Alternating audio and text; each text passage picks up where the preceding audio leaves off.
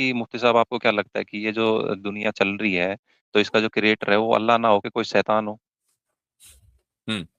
हम्म। वो मैंने डिबेट आपकी देखी थी, तो मैं भी उसी थॉट्स पे थोड़ा-सा मानता हूँ कि इस शैतान ने दुनिया को भेजा वो होगा। शैतान चला रहा है। अच्छा अच्छा, इस सब के बावजूद वो इतनी प्रिसाइज और एक्यूरेट और कंसिस्टेंट है कि आप उसको कहीं ये नहीं कह सकते कि यहां कॉन्ट्रडिक्शन हो रहा है। ये कुरान की इतने सारे सफात, इतनी सारी आयतें हैं, 6000 से ज्यादा आयतें, फला आयत फला जगह आयत से कॉन्ट्रडिक्ट कर रही है। ना तो कॉन्ट्रडिक्शन है, फुल प्रिसीजन है, कंसिस्टेंसी है, एक्यूरेसी है, न प्रोज है और न ही पोएट्री है।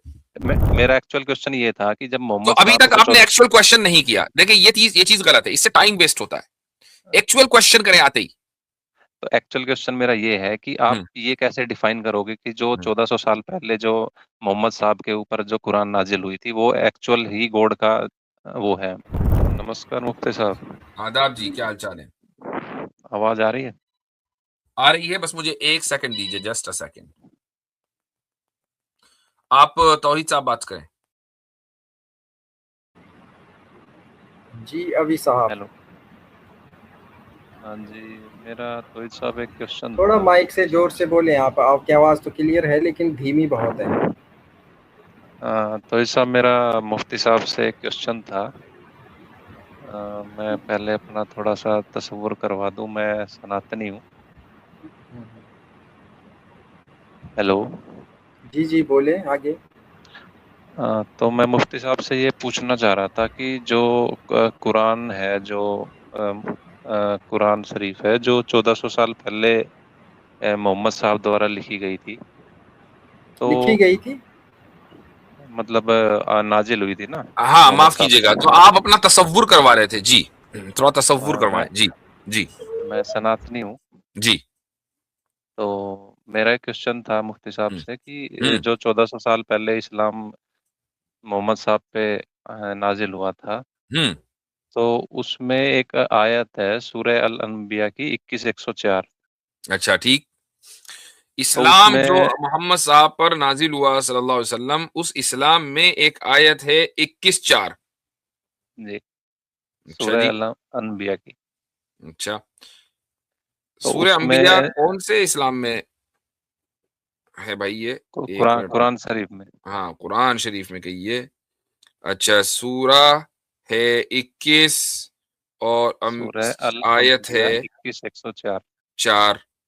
कुल रब क़ाल रब्बी यअलमुल क़ौल फ़िस समाई वल अर्दि व हुवस समीउल अलीम। जी। तो मुफ्ती साहब, इसका तर्जुमा क्या होगा, आप थोड़ा बताएंगे? आपने क्या पढ़ा है? इसका तर्जुमा मैंने ये पढ़ा है हुँ। कि जिस दिन हम आसमान लपेट देंगे, जैसे तहरीर के कागज का तुमार लपेटा जाता है, नहीं, जैसे ये तो मैंने ये वाली पहली आयत बार। नहीं है, आपने गलत रेफरेंस दिया है। वो आयत नहीं, दूसरी है, यौम नत्विस समा कतय्यि सिजिल्लि लिल कुतुब। 21-104। ये आयत का नंबर आपने गलत बताया है।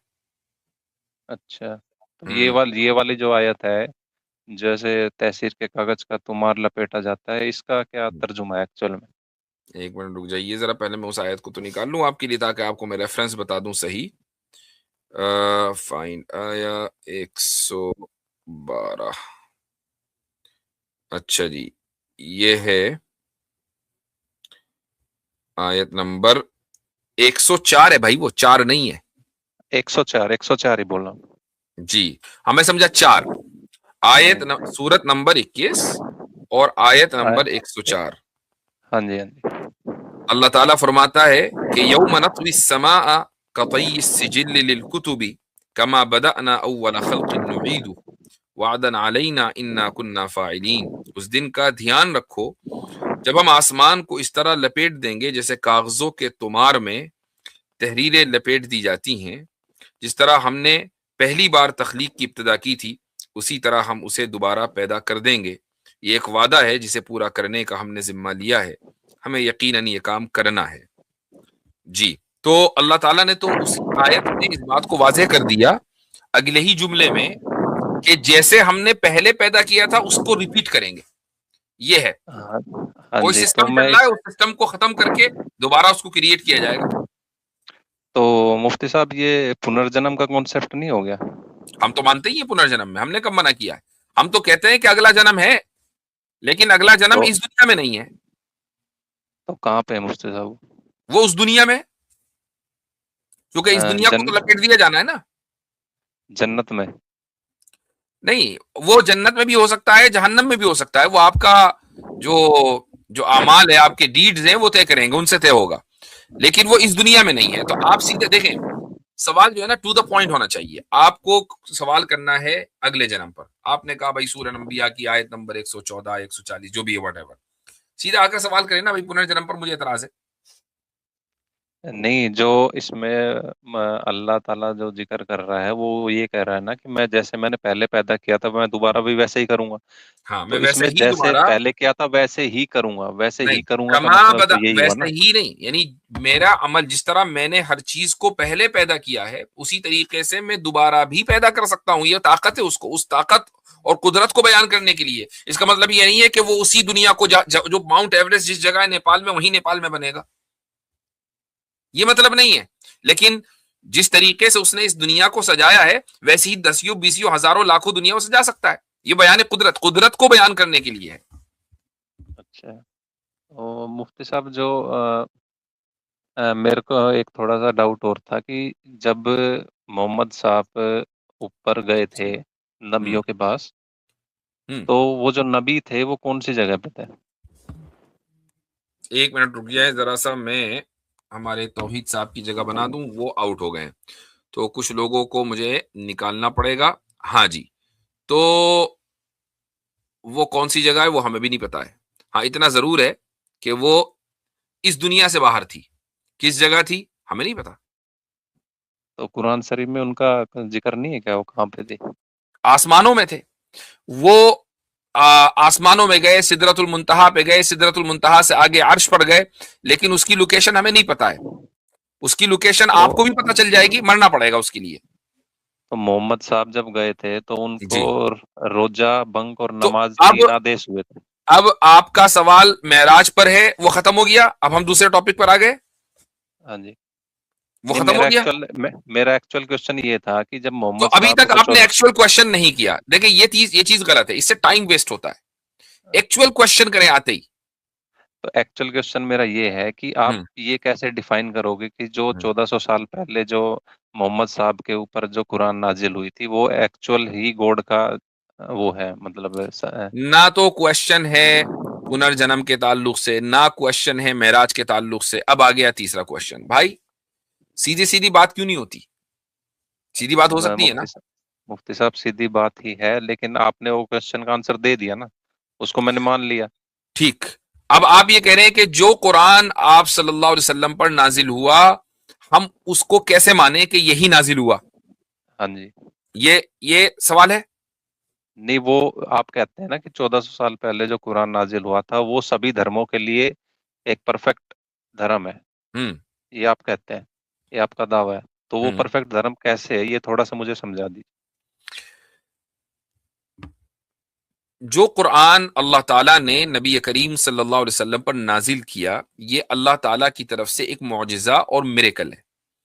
हाँ जी। अच्छा, मिरेकल के लिए ये जरूरी है कि कोई इंसान उसको उस जैसा काम ना कर सके। अगर मैंने भी कर लिया, आपने भी कर लिया, तो फिर वो मिरेकल नहीं है। हाँ जी। कुरान का ये चैलेंज है, और आज तक उस चैलेंज को कोई जवाब नहीं दे सके, कोई दे सका, बशमूल आपके सच वाला के। पता नहीं वो जिंदा भी है कि नहीं, या निमटा गया, आजकल आता है कि नहीं, आई डोंट नो। तो उसने कोशिश की थी कि कुरान के इस चैलेंज का जवाब दिया जाए कि इस जैसी कोई किताब या कोई एक सूरत कोई लिख कर ले आए। आज तक तो इंसानियत इसका जवाब नहीं दे सकी। आप कोशिश कर लें या कोशिश करवा लें किसी से। तो अगर मान नहीं, लीजिए किसी किताब की या उससे बेहतर किताब या उससे बेहतर सूरत या उससे बेहतर चैप्टर लिखा जा सकता है, तो इसका मतलब यह है कि वो इंसानी काम है। लेकिन अगर उस जैसा और उससे बेहतर नहीं लिखा जा सकता, तो फिर वो इंसानी काम नहीं है। वो तो आपके अकॉर्डिंग बेहतर हुई ना मुफ्ती साहब, हमारे अकॉर्डिंग तो हमारी जो सनातन की किताब है वो बेहतर है बेहतर ना। से मुराद क्या है? बेहतर से मुराद यह है कि जिस परफेक्शन, प्रिसीजन और एलोक्वेंस के साथ एक बात विद एक्यूरेसी और कंसिस्टेंसी, ये सारी सिफात मैंने बयान कर दी हैं, बयान की जा रही है, उस तरीके से किसी भी दूसरे धर्म में कोई किताब ऐसी नहीं है जो इस प्रिसीजन, परफेक्शन, एक्यूरेसी और एलोक्वेंस के साथ बयान कर सके। ऐसा तो नहीं है मुफ्ती साहब, हमारे जो वेद है वो अच्छा, सारी चीज बयां करते हैं। मैं आपसे पूछता हूँ, आपके स्क्रिप्चर्स में किस किताब को आप ये समझते हैं कि वो भगवान ने नाजिल की है? हमारे जो वेद है, चारों वेद है, चारों वेद। ऋग्वेद, सामवेद, चारों वेद अथर्ववेद। में चारों वेद में प्रोज है कि पोइट्री है? अ, उसमें श्लोक है। नहीं, वो तो हमें भी पता है, वो ऐसे ही है जैसे कि कुरान में आयतें हैं, हाँ लेकिन जी। वो उसको आप प्रोज की कैटेगरी में डालेंगे कि पोइट्री की? मतलब मैं क्वेश्चन समझा नहीं आपका। बिल्कुल वाज़ेह क्वेश्चन है कि जो उसमें लिखा है वेदों में, जो स्टाइल है, हाँ जी। प्रेजेंटेशन का जो स्टाइल है, वो पोएट्री स्टाइल है कि प्रोज स्टाइल है? हम्म, वो श्लोक के तौर पे दिए गए हैं, जो संस्कृत में श्लोक दिए गए हैं, तो उनको आप पोइट्री कह सकते हो या प्रोज प्रोज कह समझते हैं किसी सकते कहते हो। हैं? नहीं, प्रोज का मुझे थोड़ा बताए। मतलब जैसे आपने कोई किताब पढ़ी, अब वो हाँ जी। किताब चाहे वो फिक्शनल है, नॉन फिक्शनल कोई नॉवेल है, तो उसमें जुमले या कोई सेंटेंस, एक के बाद दूसरा सेंटेंस आता है, तीसरा सेंटेंस आता है, बात चलती रहती है, राइट? ऐसा नहीं होता कि हर सेंटेंस राइम करता हो एंड में। हम्म। पोएट्री में हर बात राइम करती है। हम्म। समझ में आया? तो हाँ हाँ। आप जब वेदों को पढ़ते हैं तो उसमें उसको आप क्या पाते हैं कि क्या पोएट्री या प्रोज? मुझे तो प्रोज लगता है। प्रोज लगता है, ठीक है। क्या आप ऐसी कोई किताब मुझे सजेस्ट कर सकते हैं जो ना प्रोज हो ना पोएट्री हो? हम्म, कर सकता हूँ, कौन सी है? लेकिन आपको पता नहीं होगा उस बुक के बारे में। नहीं नहीं, हमें बता दें, हम सर्च कर लेंगे अभी। किताब होनी चाहिए ना प्रोज हो ना पोएट्री हो। ये आपने, हिंदू धर्म में एक ग्रंथ है, संत गरीबदास ग्रंथ। अच्छा। हम्म। उसको आप जब भी पढ़ोगे तो हम्म। उसमें दोनों चीज आपको मिलेगी। नहीं, मैंने ये नहीं कहा कि दोनों चीज मिले, उसमें कुछ ना हो, ना प्रोज हो ना पोएट्री हो। ये नहीं है कि आप कहेंगे कि दोनों हो, इस तरह तो बहुत सारी किताबें हैं। नहीं तो दोनों ना होने से आपका मुराद क्या है? बिल्कुल वही है जो मैं कह रहा हूं कि ना प्रोज हो ना पोएट्री हो। नहीं, ऐसी तो कोई मेरे नजर में तो है नहीं। आपकी नजर में है ना? नहीं है ना? चूंकि नहीं। दुनिया ही की नजर में नहीं हो तो आपकी नजर में कहां से आएगी? हाँ जी। तो लेकिन उससे क्या आप कुरान साबित वो करना किताब चाहते हैं? है जो ना पोइट्री है ना प्रोज है। कैसे? इसलिए कि पोइट्री के लिए एक खास पैटर्न है जिसको हम वजन बोलते हैं। आप किसी भी जबान में जब पोइट्री करते हैं, वो आप उर्दू में करें, फारसी में करें, अरबी में करें, हत्ता कि हिंदी में करें, उसके एक पैटर्न्स होते हैं। उस पैटर्न को आपको फॉलो करना पड़ता है, तभी वो सॉन्ग राइम करेगा। आप अगर किसी सॉन्ग को सुनेंगे तो पहला जो उसका कपलेट है और दूसरा कपलेट दोनों बराबर होते हैं, राइम करने के लिए जरूरी है, ठीक है, वरना फिर वो पोइट्री नहीं है। प्रोज में दो सेंटेंस बराबर नहीं होते, एक सेंटेंस छोटा हो सकता है, एक बड़ा हो सकता है, ठीक है, और जरूरी नहीं है कि दोनों राइम करें, फिर वो प्रोज है। कुरान वो किताब है जो किसी पैटर्न को फॉलो नहीं करती है, और इसके बावजूद कुरान की आयतें राइम करती हैं बगैर पैटर्न को फॉलो किए हुए। तो आप उसको प्रोज इसलिए नहीं कह सकते हैं चूंकि वो राइम कर रही है, और पोएट्री इसलिए नहीं कह सकते चूंकि वो किसी वजन को और किसी पैटर्न को फॉलो नहीं करते। और इस सब के बावजूद वो इतनी प्रिसाइज और एक्यूरेट और कंसिस्टेंट है कि आप उसको कहीं ये नहीं कह सकते कि यहां कॉन्ट्रडिक्शन हो रहा है। ये कुरान की इतने सारे सफात, इतनी सारी आयतें हैं, 6000 से ज्यादा आयतें, फला आयत फला जगह आयत से कॉन्ट्रडिक्ट कर रही है। ना तो कॉन्ट्रडिक्शन है, फुल प्रिसीजन है, कंसिस्टेंसी है, एक्यूरेसी है, न प्रोज है और न ही पोएट्री है। और ये सब के बावजूद वो कलाम जब मोहम्मद सल्लल्लाहु अलैहि वसल्लम की जबानी निकला, अदा हुआ, तो आप सल्लल्लाहु अलैहि वसल्लम ने कोई प्रेपरेशन का टाइम नहीं मांगा। यानी वो कलाम आप सल्लल्लाहु अलैहि वसल्लम से, जिसको हम उर्दू में बोलते हैं या अरबी में बोलते हैं फिलबदी, यानी इमीडिएट निकला। उसके लिए ऐसा नहीं कि कोई इंसिडेंट हुआ और आपने कहा मैं 2 दिन लूंगा, इस पर अपना कलाम पेश करूंगा। शायर कोई भी होता है तो वो टाइम लेता है, टाइम लेने के बाद वो कलाम पेश करता है। आप सल्लल्लाहु अलैहि वसल्लम के सामने कोई वाकया हुआ, कुरान की अगर कोई आयत नाजिल होनी होती थी तो फौरन नाजिल होती थी, और आप सल्लल्लाहु अलैहि वसल्लम किसी भी प्रेपरेशन के बगैर वो आयत, और बाज मरतबा एक नहीं 10-10, 20-20, 30-30, 40-40 आयतें पढ़ते चले जाते थे। और कभी ये नहीं होता था कि नहीं यहां ये आयत में गड़बड़ हो गई, इसको मैं ठीक कर लूं। कोई भी इंसानी कलाम होगा तो उसमें हमेशा रिपीटेशन होगा, यानी उसको उसके अंदर उसकी नोक पलक दुरुस्त होती रहेगी। आप कुछ भी सेंटेंस लिख लें, उस सेंटेंस को आप 5 साल के बाद देखेंगे, कहेंगे नहीं इसमें गलती है, इसको मैं और इंप्रूव कर सकता था। कुरान में मुफ्ती कोई साहब इंप्रूवमेंट नहीं है। मैं तो ये मान रहा हूँ ना कि जो मोहम्मद साहब के पास जो आयतें आई थी वो जिब्रील देवता के माध्यम से आई थी, ये तो मैं मान जी, रहा हूँ। तो और बस उसमें कोई गलती नहीं है, ये भी मैं अच्छा, मान रहा हूँ। अब जब ये मान लिया आपने, तो अब हमें ये देखना पड़ेगा, वेरी गुड, यहां तक तो पहुंचे, हमें ये देखना पड़ेगा कि दूसरे धर्मों के पास जो किताबें हैं, क्या वो प्रिजर्व्ड हैं या उनमें डिस्टोर्शन पॉसिबल है। ये अब यहां इस नुक्ते पर आना पड़ेगा। तो आप खुद बताएं कि आपके यहां जो वेदास हैं वो प्रिजर्व्ड हैं या उनमें डिस्टोर्शन पॉसिबल है। उसमें पॉसिबल है डिस्टोर्शन। डिस्टोर्शन पॉसिबल है, ठीक है। कुरान में डिस्टोर्शन पॉसिबल है। मुफ्ती साहब कुरान में डिस्टोर्शन पॉसिबल है नहीं है ये तो मैं नहीं बता सकता, क्योंकि मुझे इतना नॉलेज है नहीं उसके कुरान बारे में। में कुरान में डिस्टोर्शन पॉसिबल नहीं है। मुफ्ती साहब मान लो, आपकी बात मैंने मान ली कि डिस्टोर्शन पॉसिबल नहीं है, हम्म, लेकिन ये तो हो सकता है ना कि जब मोहम्मद साहब के ऊपर जिब्राइल देवता ने कुरान नाजिल करी तो उनकी तरफ से कोई डिस्टोर्शन क्रिएट कर दिया गया हो। ये भी पॉसिबल नहीं है। उसकी वजह कैसे? यह है कि प्रॉफिट मोहम्मद सल्लल्लाहु अलैहि वसल्लम को अगर अल्लाह ताला ने कुरान देने के लिए मुंतखब किया है कि भाई इस जात के ऊपर कुरान नाजिल होगा और ये आगे पहुंचाएंगे, ठीक है, आपने इतना तो मान लिया कि कुरान अल्लाह की तरफ से आया, खुदा की तरफ से आया, तो मुझे एक बात बताएं कि क्या खुदा गलत फैसला कर सकता है।